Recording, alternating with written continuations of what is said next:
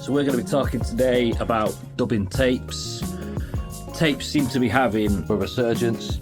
They're a really nice physical format, so that they're nowhere near as expensive to produce as some of the 7-inch and 12-inch records that we've done before. And we do offer CDs as well. Nice little vinyl style CDs. But this video is just going to be about cassettes. So today what we're actually going to be doing, we're going to be re-recording a batch of these Golden Ape beat tape which came out in 2023 on Live from the Groove. I've had some people messaging me asking when these are going to be coming back in stock, so today's the day that we're going to sort some of these out. So it sounds obvious this, but I'm going to start at the beginning. Tapes have different lengths, so you have to obviously buy a tape that is suitable for the length of your project.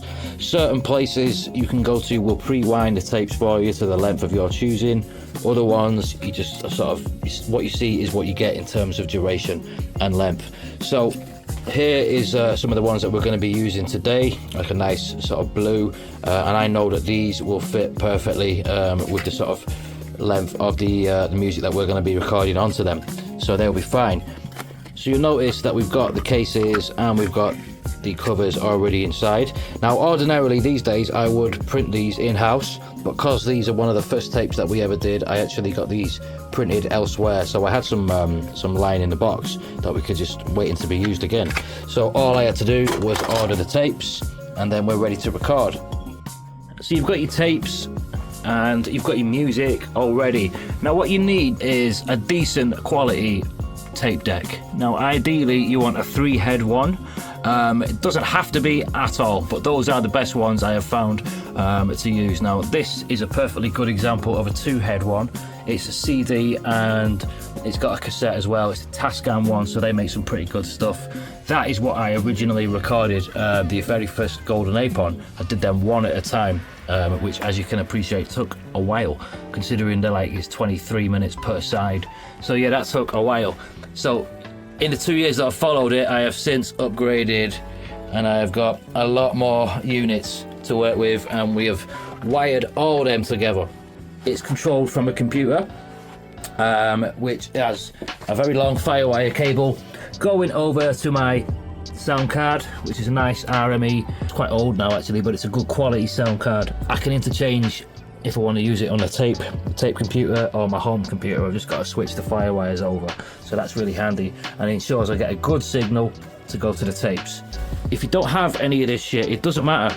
You literally just need one deck and you could just use the headphone jack or anything you've got from a computer. So the first step, what I would do is ensure you've got your files here. So you see I've got Golden Ape side A, Golden Ape side B, and those are identical lengths, because again it sounds obvious, but tapes, you have to have exactly the same length on both sides. That's just how they work, so worth bearing that in mind if you're putting something onto a tape cassette. Now you probably notice I've got these little groovy yellow things in. These are just little bits of plastic that you can buy. They're really easy to lose, so if you do buy them, make sure you don't lose them. And you just literally pop them into this hole here, so it looks like that, and that will enable you to record onto the tape, or else you'll find that you won't be able to engage the record unless you have these covered up. So bear that in mind. You don't have to use these things at all. If you don't have those, you can just use some sellotape. Sellotaped over, that will do just fine. It will leave a little bit of sticky residue though, so that's why I don't really like using them, but you can use them. Yeah, so the next step, you're going to want to turn everything on. Right, so everything is ejected. In an ideal situation, you're going to want the same tape deck. If you're doing multiple copies, you're going to want them to be the same model, ideally. So there's a few that I haven't been able to get exactly the same model, because you just got to get what's out there these days. So you see there's a lot of Yamaha ones, there's a 393, there's a better 580 there, and there's another 393. So some of them are the same brand, some of them are Iowa. These are 3-head machines, so these are really good. But generally I have tested them all, they all sound good, even though yeah, they can sound slightly different. Believe it or not, there's 2 identical models here, 2 of these 3-head Iowas, and that one sounds slightly different to that one. Who knows why? I've cleaned them all out, which is important to do before. You'll notice that all these are nice and clean. Some of them can be caked in dust and it will make it sound terrible, so make sure you have a good look inside and clean them out with an earbud. That generally works. Some isopropyl alcohol. Okay, so now we're going to be putting these tapes in.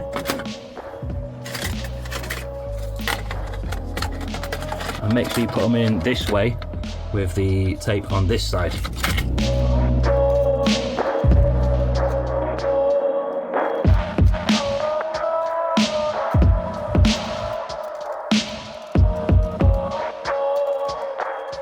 Okay, so back to the computer, and now I will just get all the levels set right. This is really important. So we're going to get something playing here now.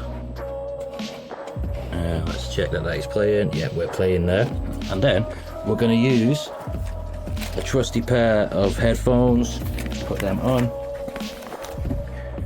and then we're going to use the jack to listen to what we're going to be recording. First things first, you won't hear anything unless it's all set up right. So let's push record on. We can see a level, I can hear it in my ear. It's good. Now what you want to do, there's a reader there. See, it's the 0 line. I usually aim between 0 and 3. Bit too much there.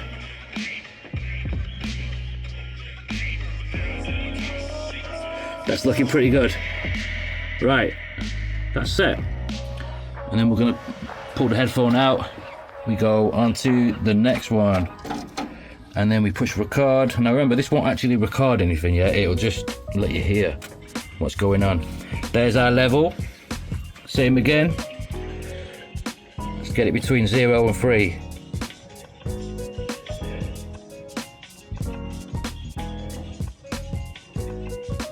That looks nice to me. Out we go.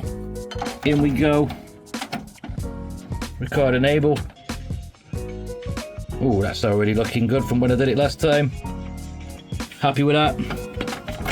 Out we go. In we go. Another level. So you get the process, setting these one at a time. And generally, once you get them set, as long as you don't mess with anything, it should be quite uniform for the next time you use them as well. Now these ones are a little bit different.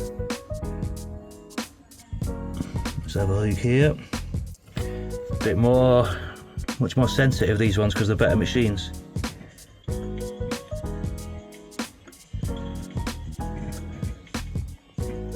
Perfect. So this one sounds so clear. Much better amps, I think, in the headphone amp. Right, in with this one. Record.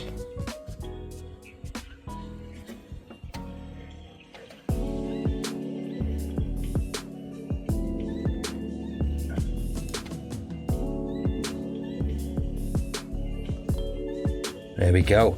So now we're set. I would use this one at the bottom, but this one uses a new belt, so we're going to leave that one out. Right, so again, this sounds obvious, but believe it or not, I still mess up with this all the time. So, first of all, we make sure everything is wound back to the beginning. It should be, because I put them in and they were pre-wound, but you just never know. So let's get everything rewound. It takes 2 seconds. Stop and rewind. Stop and rewind.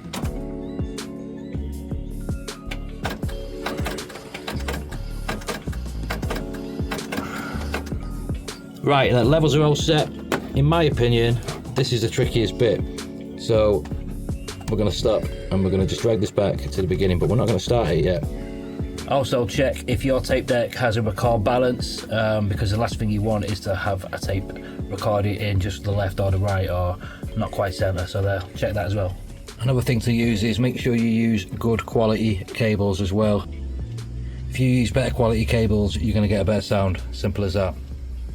And these are just some blank tapes that I do some testing with. So you see each of these has got a label as well. So what I do is try and record the same thing onto 4 different tapes, 5 different tapes, etc. And then I'll listen back to each of them in the same machine it was recorded in to see how it sounds. I will then rotate them into other machines, because it's so strange with cassettes. You can have something that sounds great in the machine that it was recorded in, and then you put it into another one and it sounds dreadful. So I've had some machines where they only sound good in the machine that they're recorded in. If you transfer that to another cassette deck, it's game over as far as I'm concerned, and I would not be happy selling that. So the aim of the game is to get something that sounds good in whatever deck you put it in. Some of these problems can be improved with cleaning, like I mentioned before, with the cotton buds and the isopropyl alcohol, and also on the head cleaning tape. It's a cheap Chinese one. You put a little bit of like oil in it as well, and then you run it a few times through that. Just make sure you can get them as clean as you can before you start recording. I sometimes find that just using them helps to sort them out in some cases. Sometimes I've had them where they sounded a bit dull, and I've cleaned them and they've still sounded dull. I've been scratching my head, so I've just left them playing for a while, and then I've come back and then that's sorted them out. So I think sometimes when they're just gathering dust, they're sat on the shelf or in storage not being used, you know, these problems are going to accumulate. So it's good to know that just sometimes a simple running of a tape, just leaving it, will sometimes sort the issues out. But before you record anything, what I recommend doing is just to rewind the tape to the beginning and then press play and then count until you hear the tape turn on in the sound in your headphones. So just 1, 2, 3, 4, 5, 6 seconds. So roughly a 6-second like lead in on these tapes. This is not the ideal way of doing this. On some of the better machines you have a control option on the back, which would allow someone like me to control all these machines from one device, which would be very handy, but we don't have that. So I'm going to start these machines recording one at a time, as quick as I can, one after the other. And after I get to the last one, I count to 7 seconds, and then after the end of 7 seconds, I hit play. I usually find it's 7 seconds until your tape starts roundabout. So yeah, the ones at the bottom are going to be slightly longer intros than the ones at the top, but generally it'll be fine. These ones are a bit different because you have to press 2 buttons at once, hence 2 stickers. Are you ready? Let's go.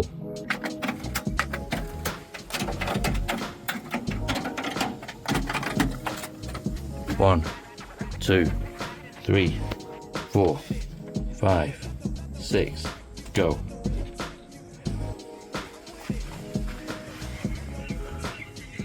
We've got levels, levels,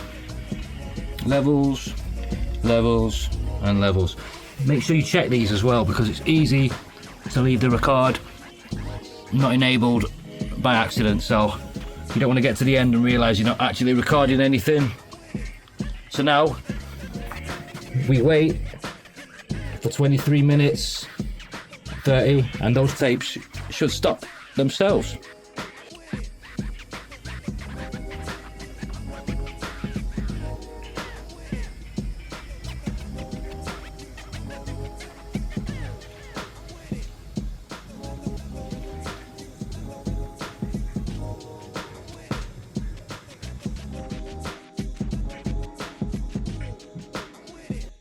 Now I have tested each of these decks independently before I've recorded anything on them, because obviously if you're going to be selling something, you've got to make sure it's right. Ideally I would like all of these decks that I'm recording on to be the same as these 3-head machines, but you know, it's 2025 and these machines aren't about everywhere like they used to be, so you've just got to get what you can. So they're all of a decent quality, but the vast majority are 2-head machines, but decent quality ones, and they're just working just fine for me.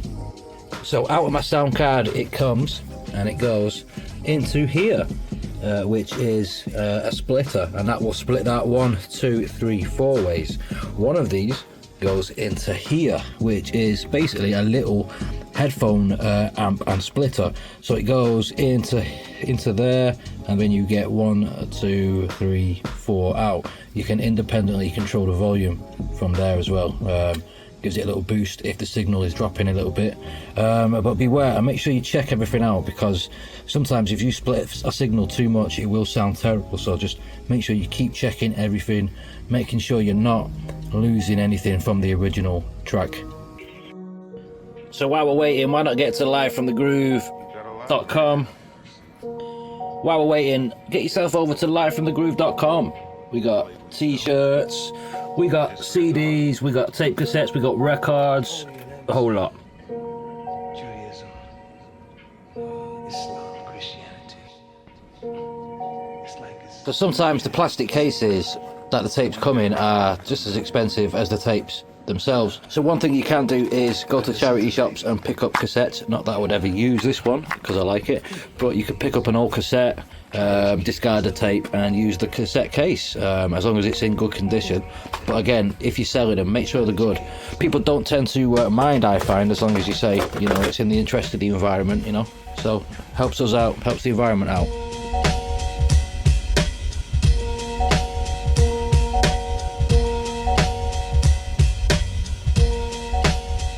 Okay, side A finished, so we're going to eject. And you may notice that even though they're exactly the same tapes, theoretically, they might be slightly different lengths. Some of them, there's a good 10 seconds extra added on that, you know, other ones will seemingly will finish a little bit earlier. So it's good to sort of be a bit smart with how you prepare your audio and just allow for that. So say if it's 25 minutes a side, I would recommend doing like 24.5 minutes of audio. And then you've got 15 seconds at the front and the back at a tape. So we flip all these over because we're going to do side B.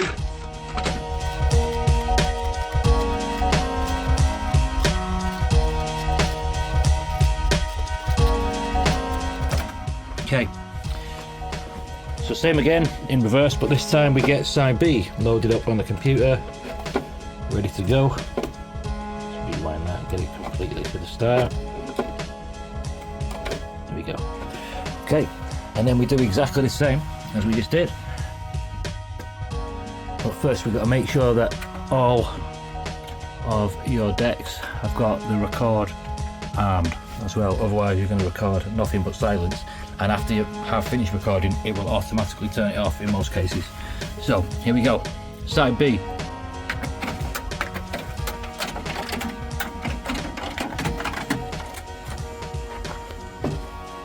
Three, 4, 5, 6. Okay, same again. Back in another 23 minutes, 40 seconds. Okay, so this is why it's always very important you check your tapes. Recorded side A with this, and I checked it, it was absolutely fine. But when it's recorded side B, it sounds horrible. It's all wavy, it's like there's lots of wow and flutter, which are two common problems that you get with tape decks when they're not working correctly. So I think I'm going to retire this one now. As you can tell, it is a lot older than the rest of them, so I'm lucky I've got this much use out of it, to be honest. I don't think this is one that I can repair the belt on. I think it's a sealed unit, although I could be wrong. But yeah, it might be bye-bye to the old Panasonic. I cannot emphasize it enough. Check your tapes, check them again, check them on different machines, keep checking them. Okay, so when your tape's done, make sure you tape these off, and if you have taped them up, then just take the tape off. Next we're going to be doing the labels, and these are what I'm using: sticky, sided, perforated cassette labels in A4 sheets. Now you can download templates and design your own. So we've got some here for the Golden 8 beat tape, side A on one side, side B on the other.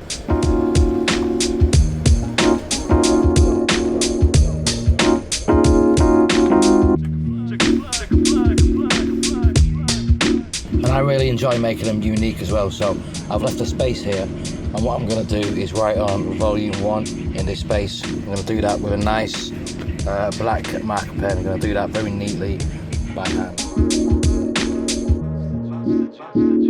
Now these are ready to be shrink wrapped, and there we go, the finished article available from livefromthegroove.com. Lovely stuff.